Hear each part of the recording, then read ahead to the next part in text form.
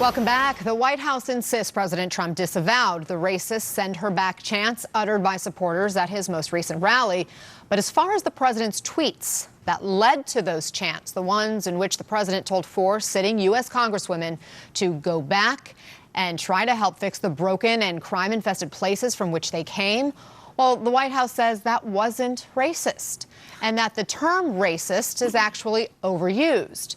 Here's how White House advisor Stephen Miller, often referred to as the architect behind Trump's immigration policies, responded to a question about this.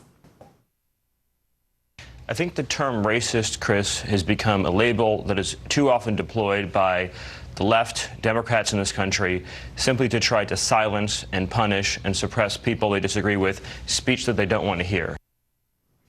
We're joined now by presidential candidate Marianne Williamson. Marianne, I know you've said the president's tweets weren't just racist, but border on rants of a fascist dictator. How do you respond to Stephen Miller? Well, it's pretty ironic to hear Stephen Miller say that we're overusing the word racist when he himself is the architect of the very racist policies at the southern border.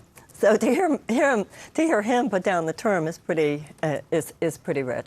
It's not just tweets that are a problem. It's not just his words that are a problem. It is the entire tenor of his administration and too many of the policies that we have seen, and they are very disturbing. They are very disturbing for the very reason that I said. This is what fascist dictators do. This is what fascist dictators say. You know, we are living through a time of identity crisis in the United States. We're having to ask ourselves in our generation, how much do we mean this Declaration of Independence stuff? How much are we going to commit in our generation to the principles on which we purport to stand? All are created equal. Do we or do we not mean that? God gave inalienable rights to everyone to life, liberty, and the pursuit of happiness. Do we or do we not mean that? We are to be a nation of unity in diversity, all cultures, all religions, all ethnicities, unified by common principles. Do we or do we not mean that? I think, you know, our second president, John Adams, said that he hoped that on every July 4th, that this country and this country's citizens would use the holiday to revisit our first principles. Because whether you're a nation or an individual, sometimes you have to ask yourselves, what do I stand for? What are my values? What are my principles? And I think in this generation, we need a deeper level of emotional and psychological rebonding with our own principles. Otherwise, they're in marble, inscribed on walls somewhere, or they're written on parchment somewhere. But if we're not holding them in our hearts, they lose their moral force. Principles are dead if they're not alive. The president has continued to justify his tweets and his ongoing attacks in the name of fighting back against what he considers anti-Semitism that he has said he hears from these women. Listen to him here, and then I'll let you respond. What they've said about Israel are just terrible. And you look at the kind of statements they've made about Israel, it's a disgrace to say that about Israel. It's horrible what they've said about Israel. They say things about Israel that's so bad, so anti-Semitic and anti-Israel. I'm a Jew.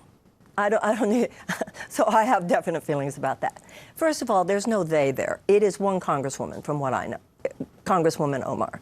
She said things about Israel I don't agree with, and there are some serious issues there. But she is still a sitting congresswoman of the United States. He doesn't, you know, she was elected by the people of her district. She gets to have the opinions that she has, and even though I might very much disagree with her about specific policies, he doesn't get to pull that out. So I'm a Jew. No, sorry, President Trump, you don't get to pull that out as your defense. Let me ask you about a prayer you began leading as far back as 2016. I know you're starting to get attention with this. During that prayer, you have white Americans apologize to African Americans for slavery, lynchings, white supremacy, denial of voting rights, denial of civil rights, among other things. Would you lead white Americans in a similar prayer, an apology toward African Americans as a presidential candidate? No. No, that was in a completely different context of a spiritual support group, spiritual act of racial reconciliation. I think as a presidential candidate, I'm interested in a program of reparations. I'm interested in a program of amends. You know, it is a a spiritual theme, whether it has to do with Catholics going to confession or whether it has to do with Jews on the day of Yom Kippur, the Day of Atonement. That was within a spiritual context. The idea of the purification of our hearts through an apology or an atonement is a very important spiritual principle, and it does apply to groups of people as well as it applies to individuals. I know you've lived in Detroit. That's where the next Democratic debates are here on CNN. You'll be debating on that first night, Yes. July 30th. Having had experience in living in Detroit, what do you think the people there want to hear?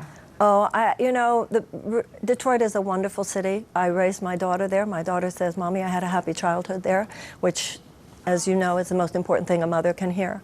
But I feel in terms of what they want to hear in Detroit, my experience, whether it's in Detroit or Iowa or New Hampshire or South Carolina or California or New York or Nevada or any place else, Americans, I'm having an American conversation. I don't care whether you're in this group or that group, this religion or that religion, this color or that color, this sex, this sexuality, or this geographical region.